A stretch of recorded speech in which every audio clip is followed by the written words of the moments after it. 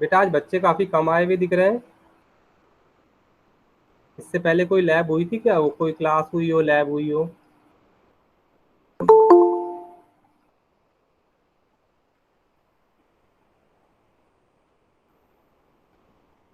चलो ठीक है, बच्चे ऐड होते रहेंगे, हम स्टार्ट करते हैं अपना।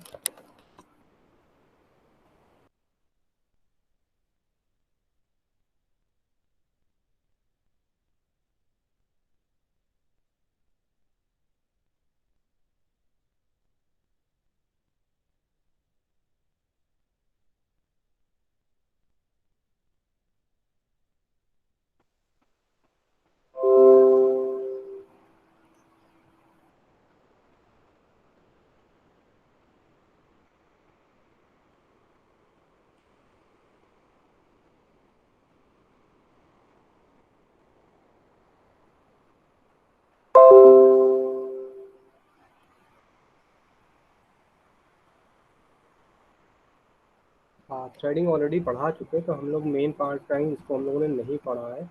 मल्टी थ्रेडिंग टास्किंग भी हो गई थी, सिंक्रोनाइजेशन तो हम लोगों को पढ़ना था, तो यहीं से हम लोग कंटिन्यू कर लेंगे।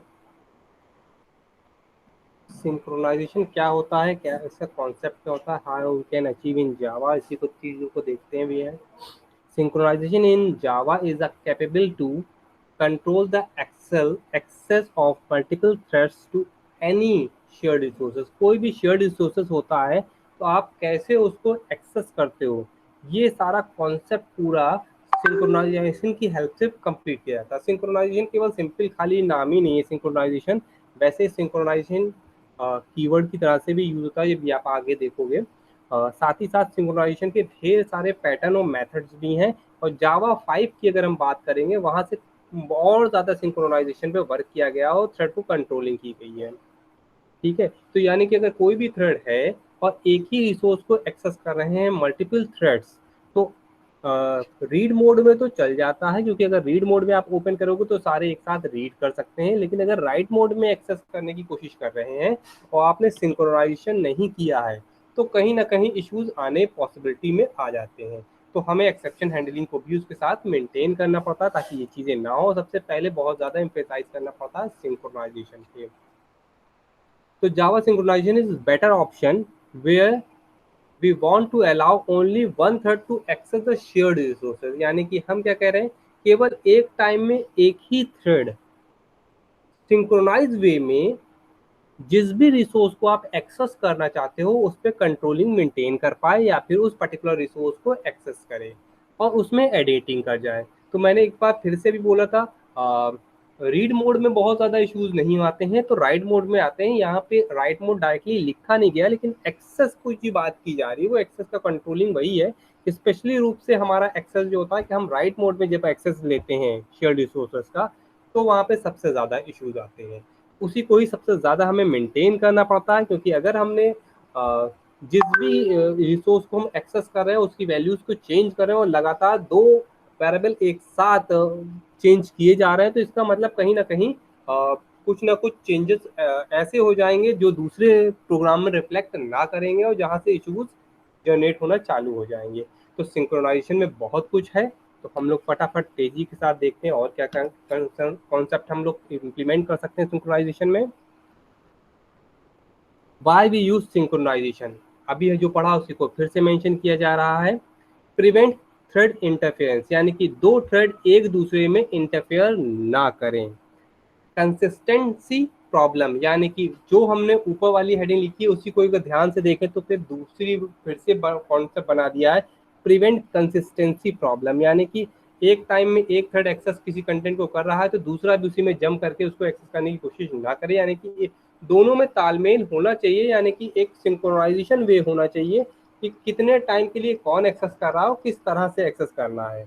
और रीड मोड में है तो किस तरह से आपको एक्सेस करना है, राइट मोड में है तो फिर किस तरह से एक्सेस करना है। तो ये आपको सिंक्रोनाइजेशन की हेल्प से सुविधाएं प्रोवाइड करनी चाहिए।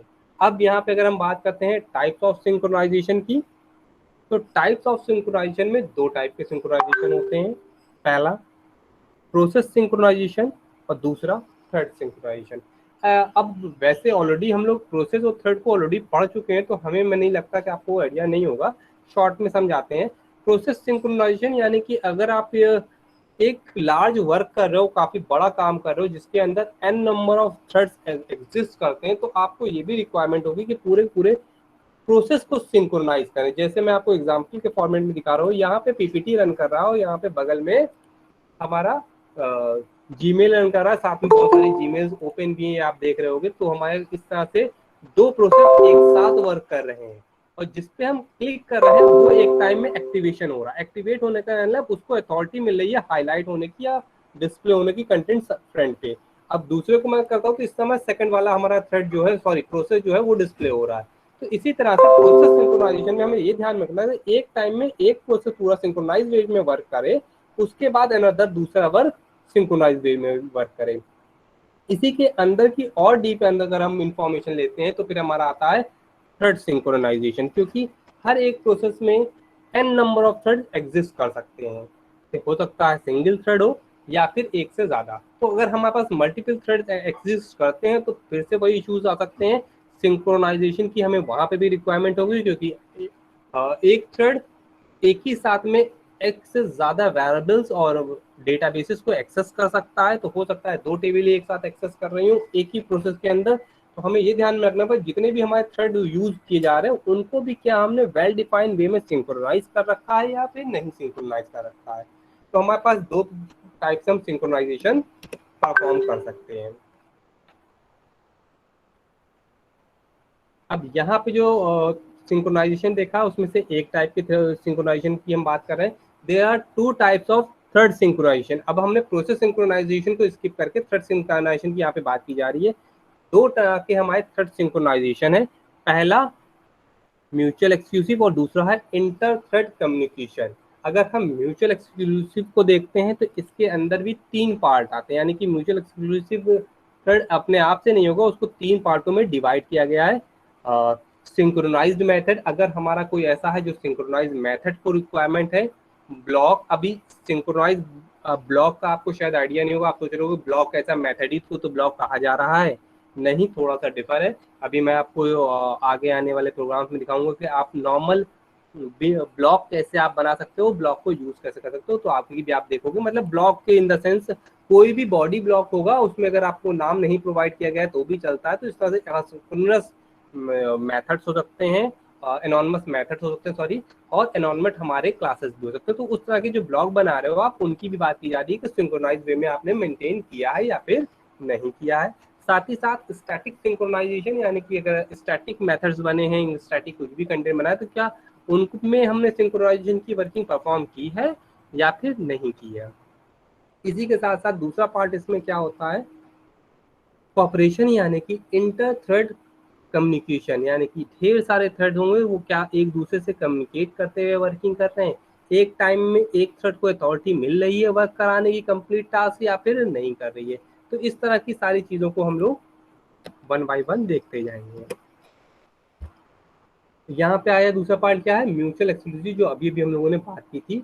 अब यहाँ पे इन्होंने क्या किया, mutual help keep threads from interfering with one thread while sharing the data. जैसे ही शेयर करता है एक थ्रेड डेटा को तो दूसरा थ्रेड इंटरफेयर ना करे, इसको हम म्यूचुअल एक्सक्लूसिव से मेंटेन कर रहे होते हैं। इसको हम किस तरह से करते हैं, डन बाय थ्री वेज, तीन तरीके से हम कंप्लीट कर सकते हैं। जैसा अभी प्रीवियस में भी देखा था आपने, उसी चीज़ों को यहाँ पे लिखा गया है कि हमारे पास दो थ्रेड है तो थ्रेडों को मेंटेन करने की किस तरह से हम मेथड के थ्रू मेंटेन कर सकते हैं, सिंक्रोनाइज ब्लॉक बना सकते हैं या फिर स्टैटिक सिंक्रोनाइजेशन हो सकता है। तो इन सब की हेल्प से हम लोग सिंक्रोनाइजेशन परफॉर्म कर सकते हैं और इजिली इनको एक्सेस भी कर सकते हैं। तो अगर हम एक्सेस भी कर सकते हैं तो हम इनमें सिंक्रोनाइजेशन को जितने भी है पैटर्न वो भी अप्लाई कर सकते हैं, जैसे कि आप लॉक करने की बात कर लो या फिर आप नॉर्मल सिंक्रोनाइज्ड कीवर्ड की हेल्प से कह लो, किसी भी तरह से आपको सिंक्रोनाइज करना है तो आपको मेथड, ब्लॉक और स्टैटिक सिंक्रोनाइजेशन को परफॉर्म करने की रिक्वायरमेंट है, यानी कि एक्सक्लूसिवली इसको मेंटेन करने की रिक्वायरमेंट होती है। अब यहाँ पे आया है लॉक इन जावा, ठीक, कॉन्सेप्ट इन लॉक। तो लॉक का मतलब कुछ और नहीं होता है, आप थ्रेड को लगातार होल्ड करके रखते हो या फिर मॉनिटर करते हो। तो यहाँ पे देखिए इसमें मेंशन क्या किया गया है, synchronization is built around an internal entity known as the lock और मॉनिटर। अब इन दोनों कीवर्ड को अगर हम हाईलाइट कर दें तो हमारा कॉन्सेप्ट क्या है कि हम अपने थ्रेड को सिंक्रोनाइज वे में ये भी चेक करते हैं क्या हम उसके ऊपर लॉकिंग लगा सकते हैं। जो हमने एक ऑब्जेक्ट पास कर रहे हैं उस पर हम क्या मॉनिटरिंग कर सकते हैं। तो हाँ, हम लोग ये सारे काम कर सकते हैं जिनको भी हम लोग अभी आगे देखेंगे भी। तो उसी को ही आगे मेंशन किया गया है, every object has lock associated with it, यानी कि जो भी आप करना चाहते हो, पर्टिकुलर टास्क काम करना चाहते हो, उस पर्टिकुलर जब तक कि काम कंप्लीट ना हो जाए तब तक के लिए वो ऑब्जेक्ट लॉक कर दिया जाए। तो और लॉक करने का मतलब दूसरे थ्रेड को प्रोवाइड ना किया जाए, एक्सेसिबिलिटी ना हो, इन द सेंस लॉक का मतलब यही है।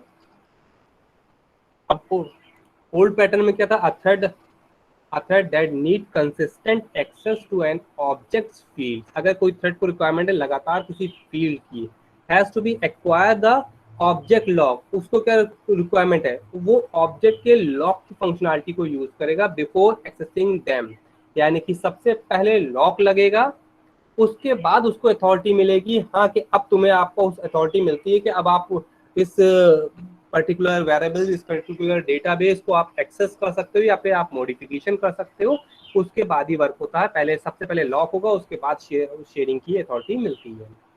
And then release the lock when it is done with them. और रिलीज कब होता है लॉक?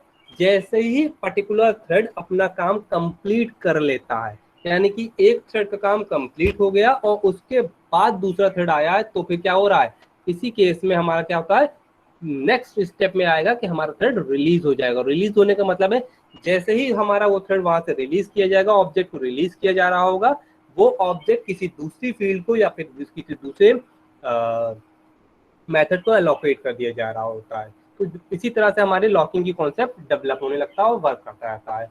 अगर हम यहाँ पे देखते हैं जावा 5 की पैकेज की बात कर रहे हैं, और जावा 5 से अगर आप नीचे भी देखो तो उनका सेवरल लॉक इम्प्लीमेंटेशन, ढेर सारे लॉक इम्प्लीमेंटेशन बढ़ गए हैं, यानी कि पहले थोड़े से कम इम्प्लीमेंटेशन थे और बाद में हमारे जब लॉक आया है, जावा 5 का कॉन्सेप्ट डेवलप किया गया, तो हमारे पास ढेर सारे लॉक के कॉन्सेप्ट और इम्प्लीमेंटेड हो गए थे। चलिए इसके फटाफट प्रोग्राम देखते हैं। अब पहला वाला प्रोग्राम में ध्यान दीजिए कि ऑलरेडी लिख दिया है कि ये प्रॉब्लम की तरह से विदाउट सिंक्रोनाइजेशन हम काम कर रहे हैं। तो विदाउट सिंक्रोनाइजेशन में किस तरह का आउटपुट आएगा, उसके बाद सिंक्रोनाइज करके देखते हैं किस तरह का आउटपुट आएगा।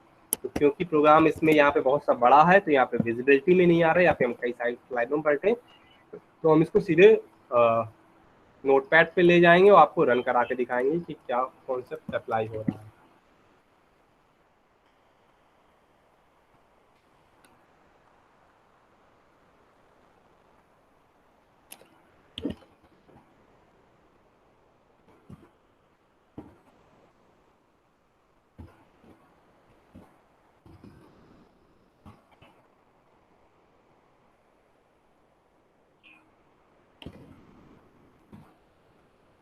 फाइल के अंदर सेव कर लेंगे, ठीक है। फाइल में जाएंगे, हम सेव करेंगे, तो हमें किस नाम से सेव करना है ये भी देखना पड़ेगा, क्योंकि हमारा जो मेन में आएगा उसको सेव करेंगे। थ्रेड सिंक्रोनाइजेशन की बात की जा रही, तो इस नाम से हम सेव करेंगे प्रोग्राम को। फाइल हमने यहाँ पे ली है, फाइल के अंदर आ गए, पेस्ट नाम नहीं आया तो क्या,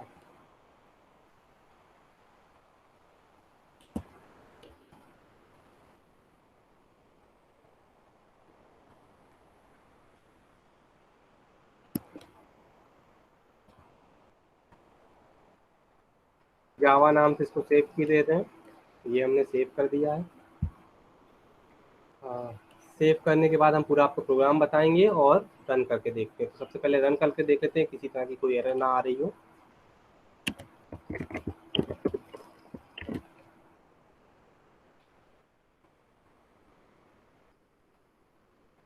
कंपाइलेशन में किसी तरह की कोई एरर नहीं एग्जिस्ट करती है। रन करा के देखते हैं। अब ये देखिए 5 आया है, 110 उसके बाद फिर से अगर हम इसको कंपाइल करा के एक बार आपको दिखाते हैं तो इसमें हो क्या रहा है एग्जैक्टली,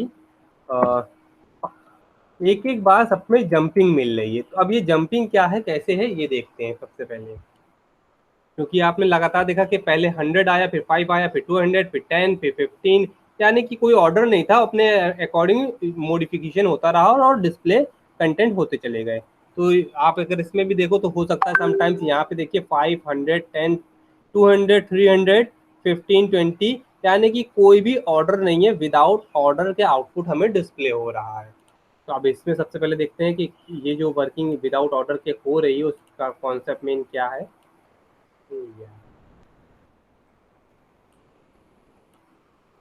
नहीं आया कोई बच्चा अभी तक।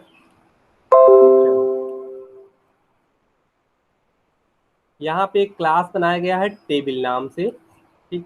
इस टेबल के अंदर अगर हम ध्यान से देखें तो एक प्रिंट नाम का मेथड है, इसके अंदर एन पास किया गया है। यहाँ पे कमेंट मेंशन कर दिया गया है कि सिंक्रोनाइज नहीं है, ठीक है। फॉर लूप अप्लाई कर दिया गया है, जो भी n के अंदर वैल्यूज आएगी उसको मल्टीप्लाई कर दिया जाएगा i से। तो i के यानी कि 1 से लेके 5 तक की बात की जा रही है, तो हमारा 1 से लेके 5 तक मल्टीप्लाई करते जाएंगे जो भी वैल्यू आएगी n की उसको। इसके बाद यानी कि वो मल्टीप्लाई करके प्रिंट हो रही होगी। इसके बाद क्या आ रहा है, ट्राई हमने अप्लाई कर दिया, इसके अंदर 400 माइक्रोसेकंड के लिए वेट करा दिया गया। अगर कोई एरर आती है तो फिर एक्सेप्शन की जनरेट करा दिया, यानी कि एक्सेप्शन की जो एक जर्नल क्लास है उसका यूज किया जा रहा है, और इसके अंदर और इसका जो ऑब्जेक्ट पास किया है इसमें वो एक्सेप्शन एग्जिस्ट कर जाएगी, और प्रिंट एलन की हेल्प से हम उसको प्रिंट करा सकते हैं।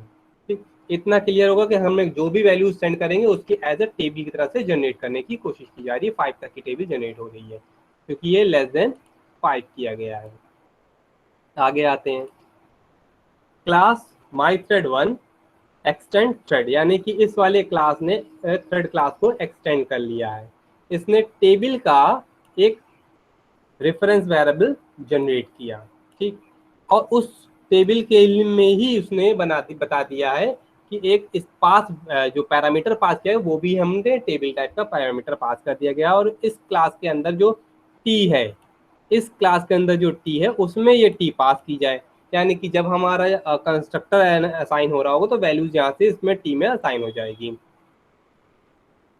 असाइन होने के बाद यहाँ पे एक रन फंक्शन बनाया है जिसमें टी डॉट टेबल को कॉल किया गया है, और ये 5 को इनिशियलाइज किया गया। जैसे ये 5 इनिशियलाइज होगा तो इसके अंदर जाके टी के अंदर 5 की वैल्यू असाइन हो जाएगी, और यही 5 की वैल्यू यहाँ से मूव, क्योंकि मेथड को कॉल किया गया है तो ये 5 की वैल्यू इस एन के अंदर स्टोर कर दी जा रही होगी। स्टोर होने के बाद इसमें आगे फर्दर वर्क किया जा रहा है, यानी कि जो आपने अभी हमने इसको वर्किंग समझाई वो वर्किंग हो रही है, टेबल प्रिंट की जा रही है, और हर बार ये कोशिश कर रहा है कि 400 माइक्रोसेकंड के लिए वेट करे। जो आपने अभी आउटपुट में भी देखा तो थोड़ा सा रुक रुक के स्टे करके हमारा आउटपुट डिस्प्ले कर रहा था। अब आते हैं, एक और क्लास बनी हुई है यहाँ पे, थ्रेड क्लास 2। अभी आपने देखा है यहाँ पे देखो तो आपने हमने देखा है थ्रेड क्लास 1 है और थ्रेड क्लास 2 है। इसको भी अगर हम ध्यान से देखें तो सेम सब कुछ है। यहाँ पे 5 पास किया था तो और यहाँ पे 100, दोनों में डिफरेंस क्या, 5 है और यहाँ पे 100 मेंशन कर दिया गया है, यानी कि जो भी हमारी टेबल जनरेट होगी तो एक 5 के लिए टेबल जा रही है और एक हमारे पास 100 के लिए टेबल जनरेट होती चली जा रही है। सेम फैशन में कॉल किया गया और कोई उसमें मॉडिफिकेशन नहीं किया, तो और सारी working as it is same है। इसी के आगे हम आते हैं सिंक्रोनाइज को, जिसको हमने अपनी मेथड बनाया है। इसके अंदर क्या हम कर रहे हैं ये देखते हैं। टेबल क्लास का एक हमने ऑब्जेक्ट बना लिया, क्योंकि अभी हमने सिंक्रोनाइजेशन में देखा था तो सारा काम हमारा किस पे हो रहा है, ऑब्जेक्ट पे, और ऑब्जेक्ट को होल्ड करने की बात की जा रही है। टेबल क्लास का हमने एक ऑब्जेक्ट बना लिया है। तो टेबल क्लास का ऑब्जेक्ट बनाने के बाद अगर हम ध्यान से देखें तो हमने जो हमने पहले पढ़ा था उसी तरह से सेम हमने क्लासेस बनाए हैं, उनके ऑब्जेक्ट बनाए हैं, और उसमें इस ऑब्जेक्ट को पास कर दिया गया है। देखिए आप ध्यान से देखिए तो ये ऑब्जेक्ट पास होता चला गया है। अब T1 है और T2 है, यहाँ पे दो डिफरेंट कंटेंट अवेलेबल है, ठीक है। T1 है और T2, और T1 किसके लिए है, माई थ्रेड 1 के लिए, और माई थ्रेड 2 के लिए T2 जनरेट किया गया है।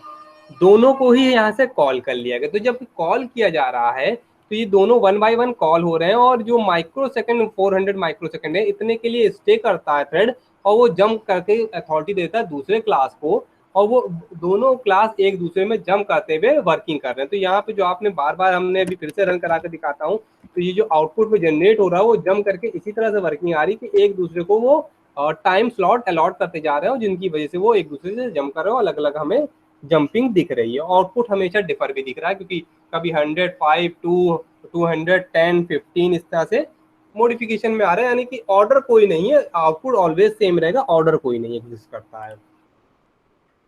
ये जो आपने अभी कॉन्सेप्ट पूरा देखा ये एज ए इशू की तरह से ट्रीट किया जाएगा, क्योंकि यहाँ पे हमारे पास लॉक का कोई कॉन्सेप्ट अभी तक हमने अप्लाई नहीं किया है, और हमने कहा है कि हमारा ऑर्डर भी है जो मेंटेन नहीं हो पा रहा है। इसी तरह से जब हम सिंक्रोनाइज मेथड को वर्क करते हैं, यानी कि अगर हमारा कोई सिंक्रोनाइज मेथड तो आप उसको कॉल करते हो, तो यहाँ पे कंटेंट पहले पढ़ेंगे, फिर यहाँ वहाँ पे वापस जाके हम इसको सिंक्रोनाइज को अप्लाई करके बताते हैं।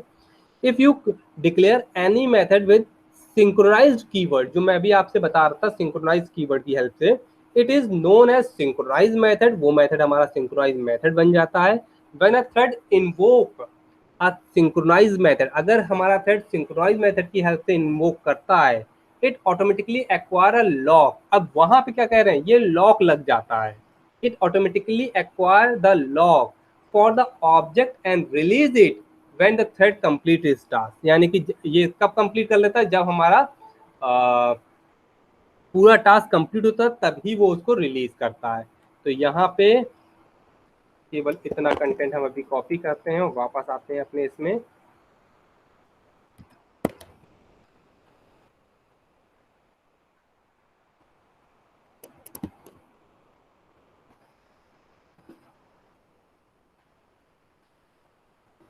इसको हम सेव करते हैं प्रोग्राम को। सबसे पहले ये चेक करेंगे कि जो हमने अभी मॉडिफिकेशन किया केवल उतनी की रिक्वायरमेंट थी या किसी और चीज़ की रिक्वायरमेंट है। तो हम पहले कंपाइलेशन करेंगे, तो हमें दिखाई देना चाहिए हम कंपाइलेशन वाले कोड पे हैं, कंपाइल कर रहे हैं, फिर रन कराएंगे। अब आप ये देखिए दोनों में डिफरेंस क्या एग्जिस्टेंस में आ गया। हमने सिर्फ सिंक्रोनाइज कीवर्ड यूज किया था और यहाँ पे उसने लॉक कर दिया ऑब्जेक्ट को। किस ऑब्जेक्ट को, जो पहले वहां पे जिसको भी पहले अथॉरिटी मिली है वो लॉक हो गया है। यानी कि वैसे बाय डिफॉल्ट अगर हम यहाँ पे क्लासेस में देखें तो हमारा जो भी क्लास कॉल हुआ है सबसे पहले यहाँ पे आएगा टी डॉट स्टार्ट। तो टी डॉट स्टार्ट पहले मेंशन किया गया है तो इसलिए वो पहले लॉक हुआ। वैसे समटाइम्स क्या होता है, ऐसा कंपलसरी नहीं होता, दोनों में से कोई भी एक टाइम में लॉक हो सकता है, क्योंकि ये सारे कुछ ऑल्सो इफेक्ट करते हैं ओएस से भी, क्योंकि ओएस में भी हमारा जो बफरिंग चल रही होती है उससे भी इम्पैक्ट पड़ता है हमारे इन प्रोग्राम्स पे। तो जब 100% ये गारंटी नहीं है कि पहले कौन सा लॉक होगा, लेकिन जो भी एक थ्रेड पहले लॉक हो जाएगा वो अपनी वर्किंग कंप्लीट पहले करेगा। लेकिन बाय डिफॉल्ट क्योंकि हमारा T1 डॉट स्टार्ट पहले मेंशन किया गया तो इसमें भी T1 डॉट स्टार्ट को पहले किया गया। अब एक से दो बार और करके देखते हैं, हो सकता है कि आपका T2 पहले रन कर जाए। नहीं, यहाँ पे भी T1 ही ने सबसे पहले रन कर रहा है, तो हम कोई ऑप्शन नहीं है, मतलब सबसे पहले वही रन करा तो उसको ही ऑप्शन में मिल रहा है। तो दूसरा ऑप्शन अभी हमें मिला नहीं कि ओएस से इसका इम्पैक्ट पड़ा हो कि इसको ना अथॉरिटी मिले। तो सिंक्रोनाइजेशन आपने क्लियर कट देखा होगा, दोनों तरह से मैंने सिंक्रोनाइजेशन दिखा। यहाँ पे हमारा अनमैनेज हो रहा था यानी कि पूरा डेटा, और यहाँ पे जैसे ही इसके बाद नीचे वाले में माए विंडो में और उसने डेटा को मैनेज कर दिया। यहाँ पे आप देख रहे हो तो मैनेज हो गया, यानी कि पूरी लॉकिंग अप्लाई कर दी गई है और उसके बाद इसका यूज किया जा रहा है। ठीक है। अब इसी के साथ ही साथ एक और कॉन्सेप्ट था जो मैं आपको और बता दूं, उसको तो मुझे ये दोनों पूरे सेम हमारे कॉन्सेप्ट पे रन करेंगे। इसमें लास्ट वाले में आ जाएगा एनोनमस क्लास। अगर एनोनमस क्लास की बात की जाती है उसको आप कैसे यूज करोगे और रन कराओगे।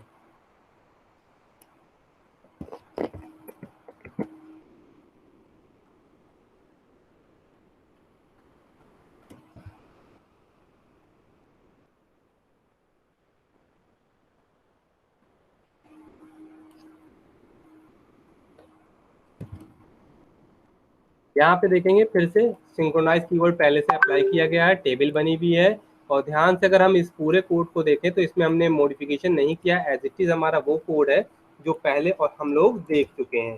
तो इसमें मॉडिफिकेशन नहीं है, हमारा एज इट इज कोड है, इसमें चेंजेस नहीं है। नहीं कि टेबल क्लास बनाई है और हम टेबल को एक प्रिंट करा रहे हैं, 400 माइक्रोसेकंड को वेट करा रहे हैं, एक्सेप्शन आएगी तो उसको प्रिंट कराएंगे।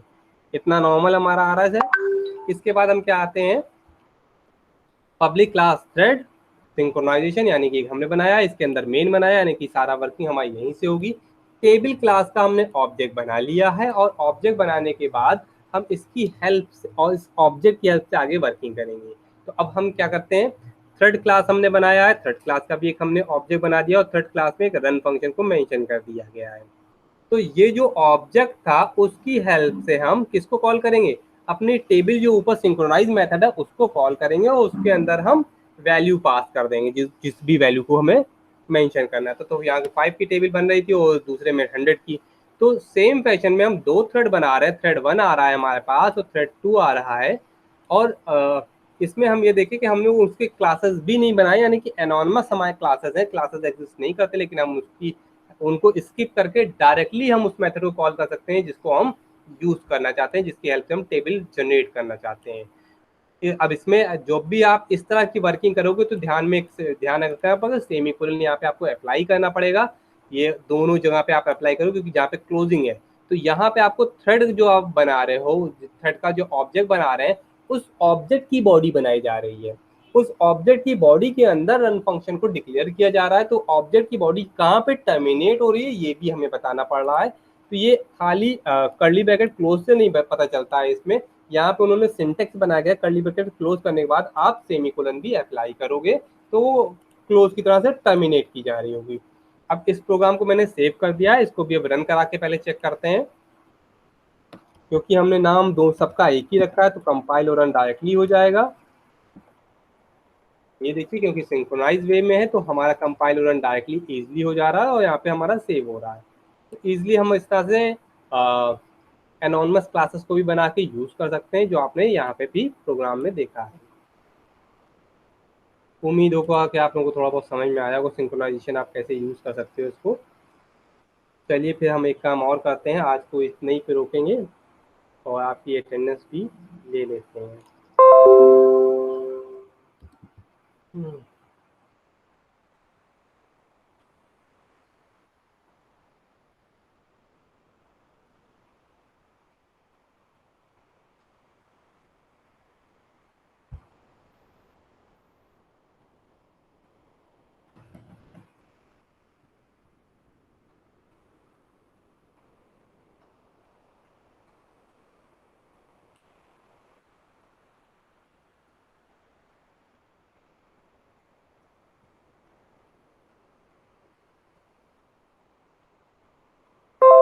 रोल नंबर 4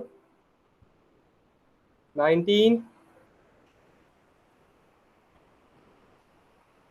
इसको स्टॉप कर दें, इसकी रिक्वायरमेंट नहीं है मेरे ख्याल से।